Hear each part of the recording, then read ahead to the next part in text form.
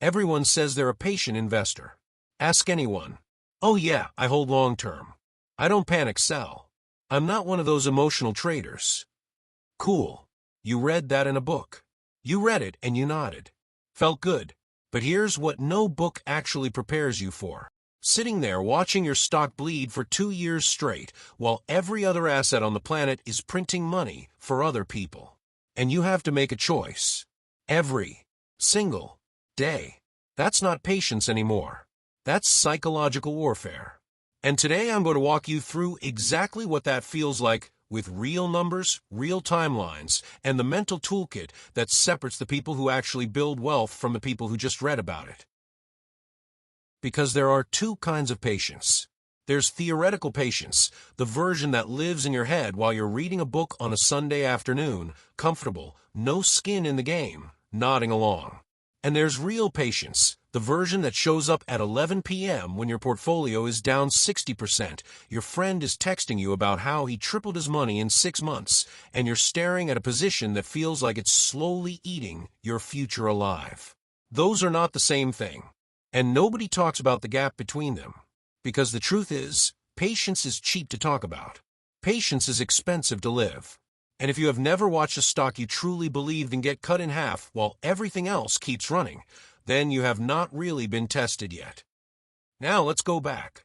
1999. You've done your homework. You believe Amazon is going to dominate e-commerce. You buy in, split adjusted, around $85 a share. And then the dot-com bubble pops. By late 2001, your $85 is worth $5.51. That's not a typo. You've lost 94% of your money. Now, stop reading this like a history lesson. I need you to feel this. You put in, say, $20,000. You now have $1,300. Your family is asking questions. Your own brain is asking questions.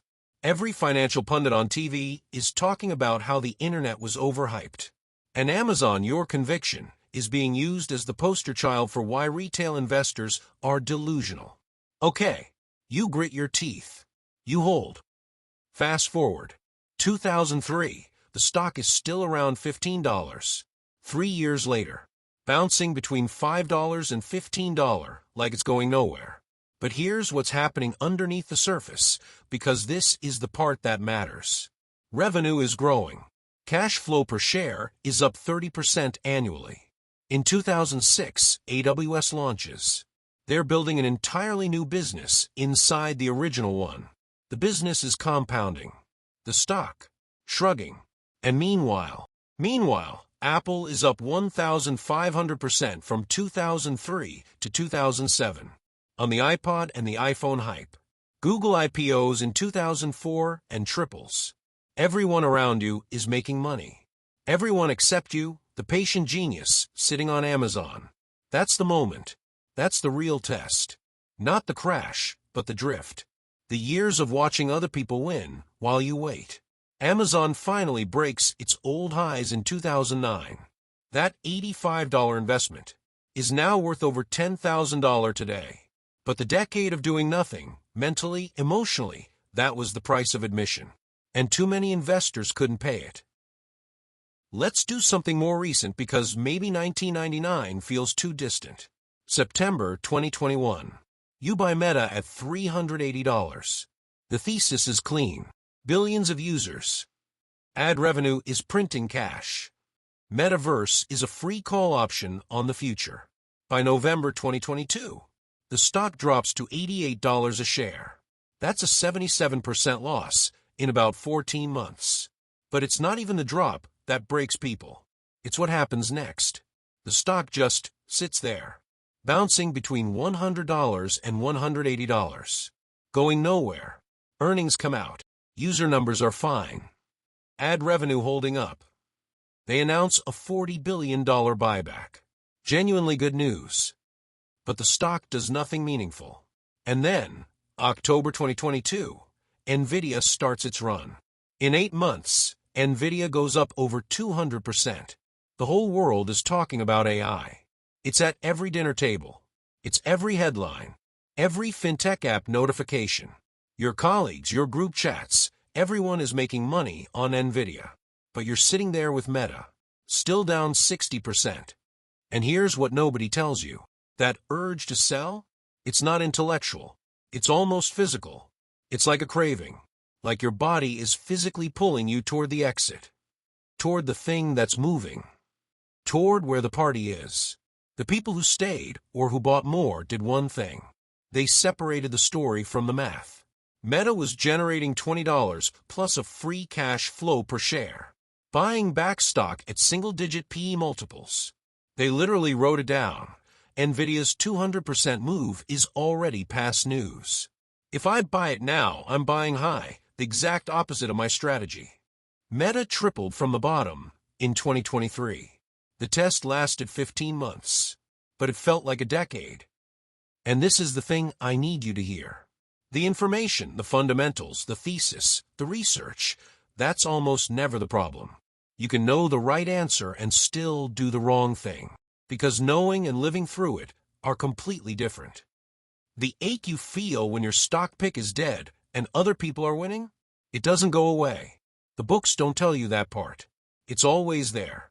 The question is, does that feeling control your decisions? Or does it just ride along in the passenger seat while you stay focused on the only thing that actually pays over time? The cash flow's growing quietly underneath all that noise. So here's what actually helps. Not theory, real, usable things. Firstly, avoid buying stocks on borrowed money. When you buy stocks on borrowed money, you have little room for mistakes. A 1 to 5% move against you can wipe you out. Secondly, write a strategy or thesis before you buy. One paragraph. For example, I'm buying at X dollar because I believe this specific thing will happen. The stock could drop 50% for this temporary reason, which is a buying opportunity, not a reason to sell. I'll only sell if this specific thing breaks. When the drop comes, you don't reevaluate from a place of fear. You pull out that note and check the one box. Is your thesis actually broken? Or is it just volatility? In most cases, it's volatility. And seeing your own calm logic, written when you weren't scared, it stops the panic. Thirdly, try the 48-hour sell rule. When you want to capitulate and chase something hot, write down the sell order. Then put the phone down for 2 market days. In those 48 hours, you can only read the last 2 earnings transcripts of your stock and the hot stock you're eyeing. Most of the time, the craving passes. Because the hot stock is priced for perfection and your company just guided for 15% free cash flow growth. 4. Maintain a fear of missing out or FOMO journal. Every time you see a stock you don't own jump 30% and feel that envy, log the date, the ticker, the price you'd have to pay. Set a reminder 12 months later. You will be shocked how many of those parabolic moves reverse, while your boring stock has been quietly compounding its intrinsic value. This journal becomes the most powerful antidote to the grass is greener illusion. 5. Cut your portfolio check-ins. Patience erodes proportionally to how often you look. If you check daily, you're making 250 emotional micro-decisions a year. Price check once a week on a Friday evening. Carry out deep business review only on earnings day. That's it. You'll sleep better. You'll stop caring about the market's mood. 6. Read unloved history regularly. Keep a folder of stories of assets that dropped 60%, 70%, 80%, and became multi-baggers. Read them when things feel dark.